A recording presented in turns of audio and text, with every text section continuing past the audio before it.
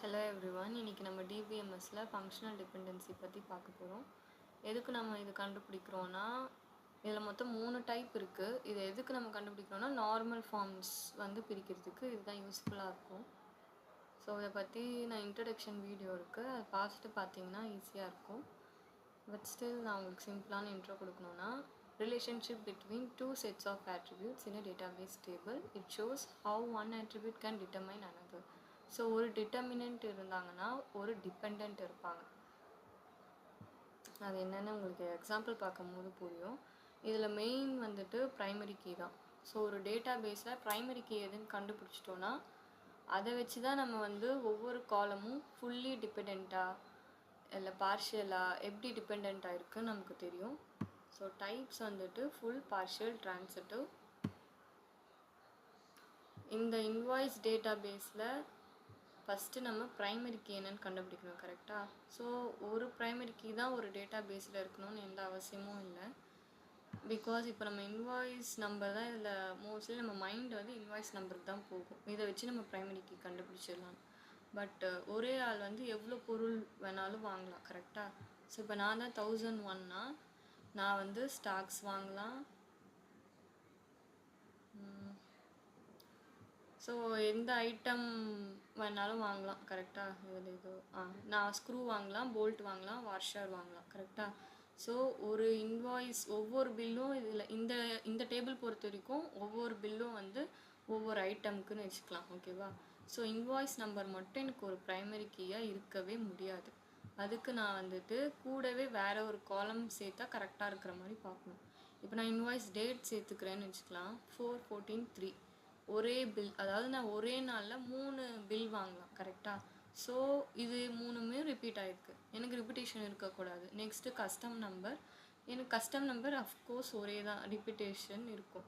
Next item number வந்து மாறும். Because நான் வேறு ஐட்டம் தான் வாங்குகிறேன் இல்லையா? ஒரே ஐட்டமை நான் 2 பில்லாக போட மாட்டேன். ஒரே ஐட்டம் மேபி குவான்டிட்டி டிஃபர் ஆகும்.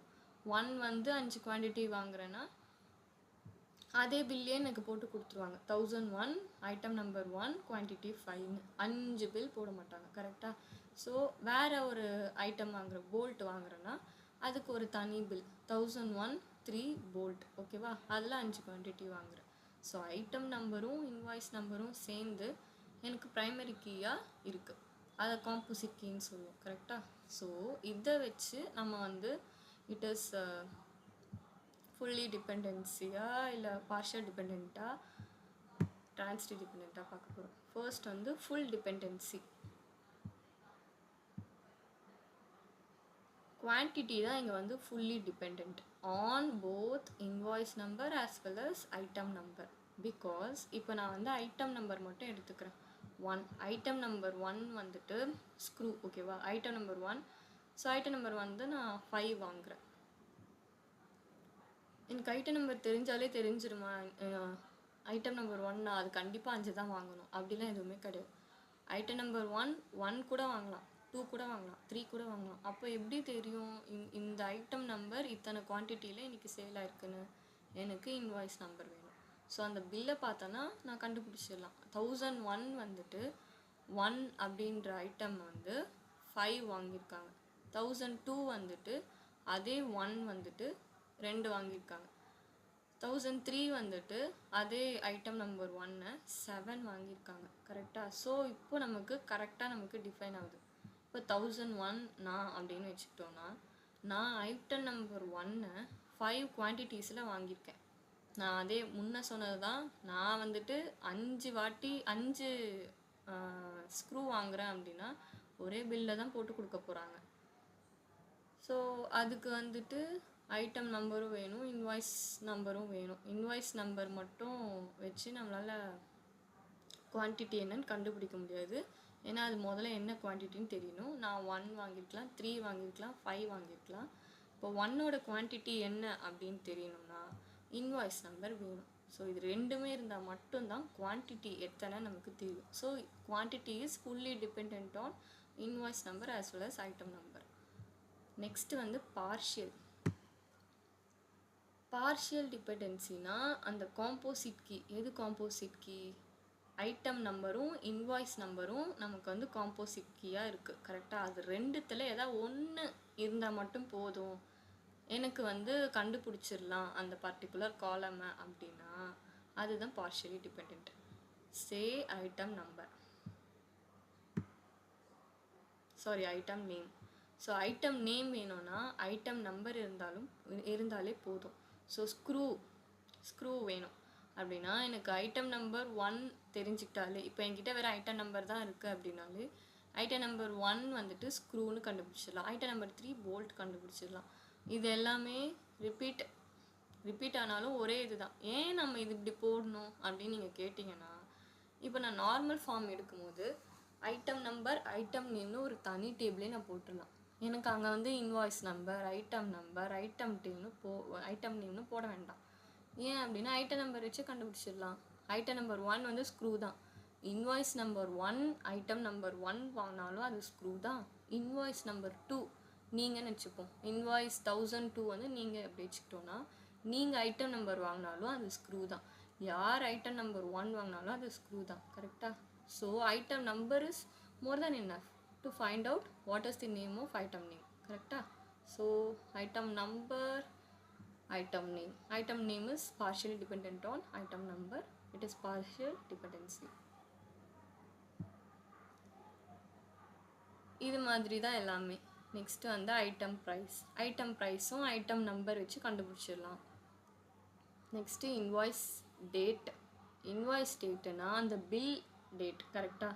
ஸோ அதுக்கு அந்த பில் இருந்தாலே போதுமே, அதுக்கு அதில் என்ன ஐட்டம்லாம் வாங்கினாங்கன்னு நமக்கு தெரியணுமா? தேவையே இல்லை. ஸோ இன்வாய்ஸ் நம்பர் 1 அப்படின்னாலே அவங்க இந்த டேட்டில் தான் பர்ச்சேஸ் பண்ணியிருப்பாங்க, அதுக்கு ஐட்டம் நம்பர் தேவையில்லை. அவங்க பிஸ்கெட் வாங்கியிருக்கலாம், மில்க் வாங்கியிருக்கலாம், சுகர் வாங்கியிருக்கலாம், எதுவுமே நமக்கு தேவையில்லை, அது என்ன டேட்டு தானே வேணும். ஸோ அதுக்கு அந்த இன்வாய்ஸ் நம்பர் இருந்தால் போதும். ஸோ நான் வந்து ஒரே நாளில் தான் பர்ச்சேஸ் பண்ணியிருக்கேன் கரெக்டாக. வேறு பொருளை வேறு நாளில் பர்ச்சேஸ் பண்ணல, ஒரே ஆள் ஒரே டேட். 1002 அப்படின்னா 4/17/3, நெக்ஸ்ட் 1003 வந்து 4/17/3, நெக்ஸ்ட்டு 1004 வேறு ஒரு டேட் 4/18/3. இதுக்கு நான் ஐட்டம் நம்பர் என்னென்னலாம் அவங்க வாங்கினாங்கன்னு தெரிஞ்சுக்க வேண்டிய அவசியமே இல்லை. So invoice date also partial depend on invoice number.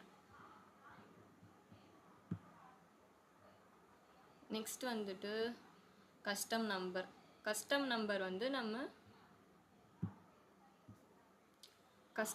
வந்து நம்ம இன்வாய்ஸ் நம்பர் வச்சு கண்டுபிடிச்சிடலாம் கரெக்டாக. இப்போது வந்து ஐ எம் ரன்னிங் அ ஷாப்னு வச்சுப்போம், என்கிட்ட இன்றைக்கி சேல் ஆனவங்களோட இன்வாய்ஸ் இருக்குது. ஸோ 1001 அவங்களோட கஸ்டம் நம்பர் என்னன்னு நான் கண்டுபிடிக்கணும்னா அந்த பில்லை எடுத்து பார்த்தாலே போதும், அவங்க 212 நான் கண்டுபிடிச்சிடுவேன். அதுக்கு அவங்க என்ன ஐட்டம் வாங்கினாங்க, அந்த ஐட்டம் நம்பர்லாம் எனக்கு வேணுமா? தேவையே இல்லை, அவங்க என்ன வேணால் வாங்கிட்டு போட்டோம். அவங்க நம்பர் எனக்கு வேணும்னா இன்வாய்ஸ் நம்பர், இது கஸ்டமர் நம்பர்னு வச்சுக்குவேன், ஃபோன் நம்பர்னு வச்சுப்போம். இப்போது இந்த ஃபோன் நம்பர் எனக்கு வேணும் அப்படின்னா எனக்கு இன்வாய்ஸ் நம்பர் இருந்தாலே போதும். ஸோ 1002 வந்து கஸ்டமர் நம்பர் 225, 1003 239. ஏன்னா இது வந்து யூனிக், இது வந்து மாறாது. எனக்கு வந்து 1001 அப்படின்னு ஒரு இன்வாய்ஸ் நம்பர் போட்டு கொடுத்துருக்காங்கன்னா வேறு ஒருத்தவங்களுக்கு 1002 தான் போட்டிருப்பாங்க. அப்புறம் எதுக்கு இங்கே ரிப்பிட்டிஷன் நீங்கள் கேட்டிங்கன்னா, நான் ஒரு பொருள் தான் வாங்கணும்னு அவசியம் இல்லை. இந்த ஷாப்பில் வந்துட்டு இப்படி வச்சுக்கலாம், ஒவ்வொரு பொருளுக்கும் ஒவ்வொரு இன்வாய்ஸ் கொடுக்குறாங்க ஓகேவா. ஸோ நான் ஒரு பொருள் தான் வாங்கணும்னு அவசியம் இல்லை. நான் ஸ்க்ரூ, போல்ட், வாஷர் 3 ஐட்டம் வாங்கியிருக்கேன், அதுக்கு எனக்கு 3 இன்வாய்ஸ் கொடுத்துருக்காங்க. அதுக்குன்னு நம்ம வந்து இன்வாய்ஸ் நம்பர் வந்து ரிப்பீட் ஆகுது, ஸோ நம்ம கஸ்டம் நம்பர் கண்டுபிடிக்க முடியாதுன்னு இல்லை. என்னோட கஸ்டம் நம்பரும் இன்வாய்ஸ் நம்பரும் is linked. So invoice number is enough to find out customer number. It is also partially dependent. இது ரெண்டுமே தவிர்த்து தான் நம்ம வந்து ட்ரான்சிட்டிவ் டிபெண்டன்சின்னு சொல்கிறோம். அதாவது இது ரெண்டுமே என்னது, இது ஃபுல் டிபெண்டன்சியில் ஒரு டேபிளில் ப்ரைமரி கீன்னு இப்போ 2 இருக்குது, ஆப்போசிட்டாக இருக்குது அப்படின்னா அது ரெண்டுத்தையுமே டிபெண்ட் ஆனால் ஃபுல் டிபெண்டன்சி சொல்கிறோம். Any one of them is enough அப்படின்னு தோணுச்சுன்னா அது பார்ஷியல் டிபெண்டன்ட்னு சொல்கிறோம். இது ரெண்டுமே கிடையாது. அதாவது it is neither dependent on invoice number or item number அப்படின்னா அதுதான் transitive dependency, because it depends on any other non-key. So இதில் ஒரு நான் கீ இருக்குது.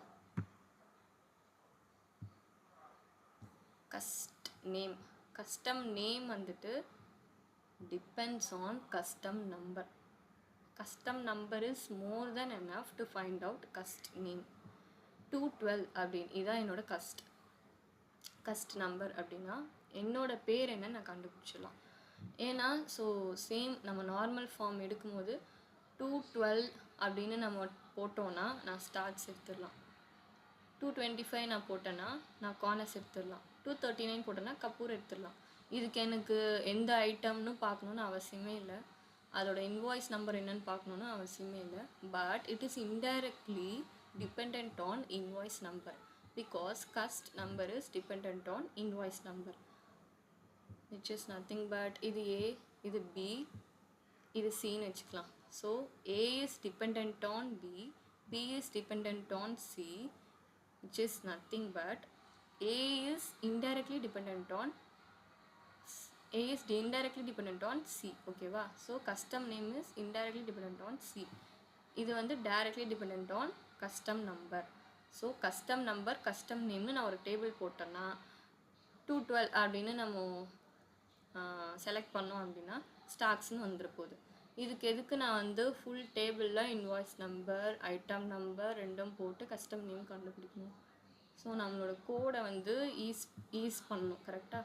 ஸோ கஸ்ட் நேம் போட்டோன்னா கஸ்ட் நம்பர் கிடச்சிடும், கஸ்ட் நம்பர் போட்டோன்னா கஸ்ட் நேம் கிடச்சிடும். அவ்வளோதான். So cust name depends on cust number and cust number is not part of the primary key. So cust name is a transitive dependency.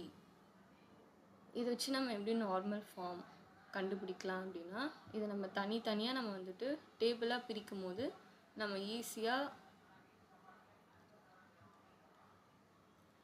தனித்தனியாக நம்ம கண்டுபிடிக்கும் போது ஈஸியாக நம்ம வந்துட்டு டேபிள் ஈஸியாக போட்டுடலாம் இந்த காலம்ஸ்லாம் வச்சு. Thank you.